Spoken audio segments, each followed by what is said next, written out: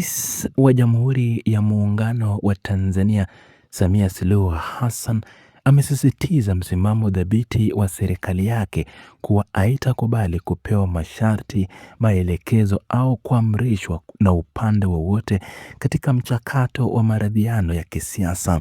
Kiongozi mkuu huyo wa nchi amebainisha kupokea salamu kutoka kwa baadhi ya makundi ya kisiasa yanayoweka vigezo maalum ili kukubali kuketi kwenye meza ya majadiliano na serikali kuu.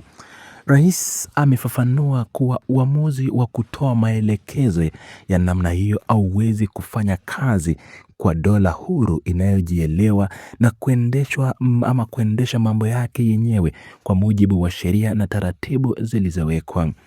Mkuu wa nchi amefananisha hali ya kuweka masharti na mivutano ya ndani ya kifamilia ambacho makubaliano hufika baada ya pande mbili kuwekeana vigezo ili mambo yaendelee, lakini akabainisha kuwa taratibu hizo hazihusiani kabisa na uendeshaji wa mamlaka ya nchi. Suluhu Hassan amebainisha kuwa serikali ilishawafungulia milango wadau wa kisiasa kuja kujadiliana kwa pamoja bila kulazimisha mambo fulani yatekelezwe kwanza kabla ya kuanza kwa mazungumzo rasmi. Msimamo huu umetolewa hadharani mbele ya vyombo vya habari ukionyesha mwelekeo wa uongozi wa juu kutoingiliwa katika maamuzi yake ya kiutawala. Uchambuzi wa mwenendo wa kisiasa nchini Tanzania unaonyesha kuwepo kwa kumbukumbu za matukio mbalimbali yaliyojitokeza wakati wa mchakato wa uchaguzi mkuu uliopita uliofanyika tarehe 29 ya mwezi wa Oktoba mwaka uliopita. Katika kipindi hicho kiliripotiwa mivutano na ghasia zilizosababisha baadhi ya wafuasi na raia kukabiliwa na changamoto za kisheria ikiwemo kuwekwa gerezani. Baadhi ya familia nchini zimekuwa zikikabiliwa na majonzi kutokana na wapendwa wao kupoteza maisha au kupata majeraha makubwa kufuatia mivutano hiyo ya kisiasa iliyojitokeza maeneo mbalimbali. Upande wa vyama vya upinzani ukiongozwa na Chama cha Demokrasia na Maendeleo Chadema uliwasilisha maombi maalum kwa serikali ya Rais Samia Suluhu Hassan wakitaka wanachama wao waliofungwa gerezani waachiliwe huru kwanza kabla ya kuanza kwa maridhiano. Viongozi hao wa upinzani wameelezea kuwa hatua hiyo ni muhimu kwa sababu kuna viongozi na wafuasi ambao kwa sasa hawawezi kutembea au kufanya shughuli zao kwa huru barabarani kutokana na hofu ya kukamatwa na vyombo vya usalama. Vigezo vingine vilivyotolewa na upinzani ni pamoja na kupata taarifa sahihi kuhusu watu waliotekwa na kupatiwa fidia kwa wale waliofariki au kuumia vibaya. Wachambuzi wa siasa za kikanda wanaeleza kuwa mivutano ya ndani nchini Tanzania ina athari za moja kwa moja kwa mataifa jirani ya Kenya na vilevile Uganda kutokana na muingiliano wa kijamii na mtandao wa mawasiliano. Matukio ya maandamano, utoaji wa kauli kali dhidi ya viongozi wakuu wa serikali pamoja na uandishi wa jumbe zisizo na maadili katika mitandao ya kijamii yalianzia nchini Kenya kabla ya kusambaa hadi mataifa mengine ya Afrika Mashariki.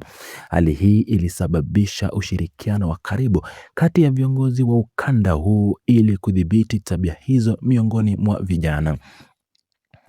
Rais wa Tanzania Samia Suluhu Hassan aliwahi kubadilishana mawazo na Rais wa Kenya William Ruto akimuhimiza kuchukua hatua madhubuti za kisheria na nidhamu kwa raia wake ili kuhakikisha utulivu unarejea na kuzuia vitendo hivyo kuvuka mipaka na kuingia nchini Tanzania.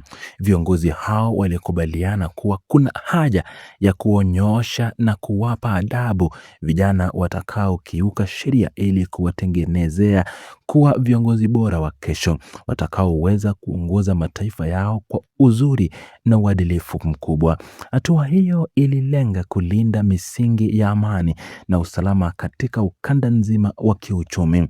Uchambuzi wa hali ya kijamii unaonyesha kuwa uwepo wa hofu miongoni mwa raia unachangia kwa kiasi kikubwa ukimya wa baadhi ya familia zilizopoteza ndugu zao wakati wa machafuko ya kisiasa.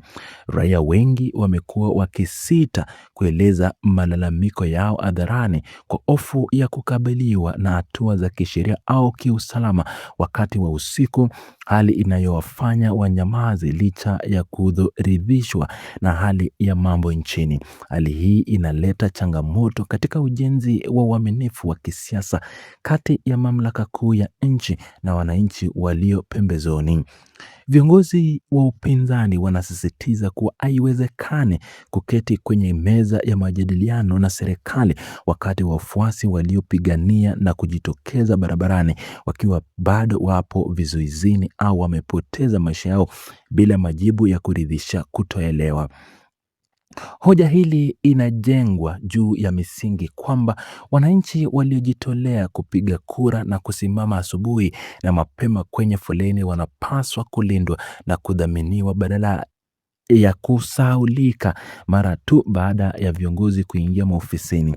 Upinzani unaona kuwa maridhiano ya kweli yanapaswa kuanza na utatuzi wa changamoto hizo za kibinadamu. Mienendo ya sasa ya kisiasa katika nchi za Afrika Mashariki inashuhudia ongezeko la matumizi ya majukwaa ya kidijitali ambayo raia wanatumia fursa hiyo kutoa maoni yao na kuikosoa serikali.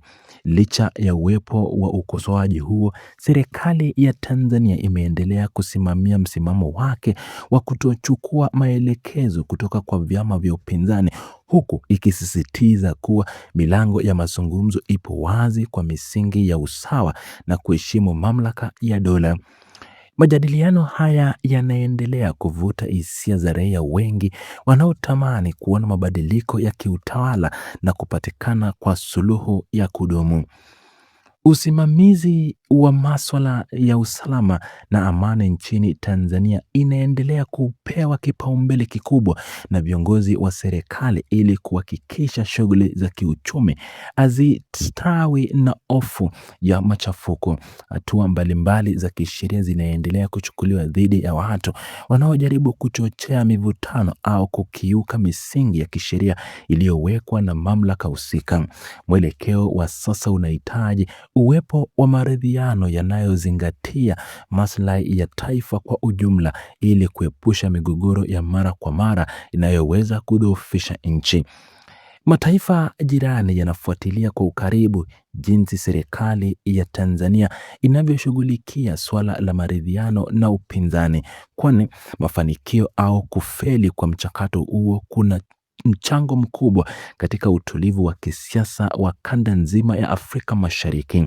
Viongozi wa kikanda wanaamini kuwa ushirikiano wa pamoja katika kudhibiti vitendo vya uvunjivu wa amani utasaidia kuimarisha mifumo ya kidemokrasia na kukuza maendeleo endelevu kwa faida ya jamii nzima. Mchakato wa majadiliano unatarajiwa kuendelea huku kila upande ukijaribu kulinda misingi yake ya kisiasa na kisheria.